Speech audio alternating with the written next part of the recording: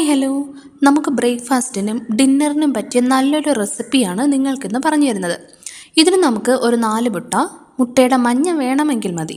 പിന്നെ നമുക്കിഷ്ടമുള്ള വെജിറ്റബിൾസ് ഇവിടെ ഞങ്ങൾ എടുത്തത് തക്കാളി, സവാള, ക്യാപ്സിക്കം, മുളക്, ഇഞ്ചി, വെളുത്തുള്ളി, പിന്നെ കോൺ കൂടെയാണ്. കോൺ ഞങ്ങൾ കുക്കറിലിട്ടൊന്ന് ജസ്റ്റ് ഒന്ന് വേവിച്ചിട്ടാണ് എടുത്തിട്ടുള്ളത്. ഇതെല്ലാം ചെറുതായി കട്ട് ചെയ്ത് മുട്ടയുമായി നന്നായിട്ട് ബീറ്റ് ചെയ്യണം. പിന്നെ പാനിൽ ഇച്ചിരി നെയ്യ് ഒഴിച്ച് ഇത് അതിലാക്കി 1 സൈഡ് കുക്കായി കഴിഞ്ഞാൽ മറ്റേ സൈഡും കൂടി കുക്കാക്കി എടുത്താൽ ഇത് റെഡിയായി. കാണാനൊരു പിസ്സ ലുക്കെല്ലാം ഉണ്ട്.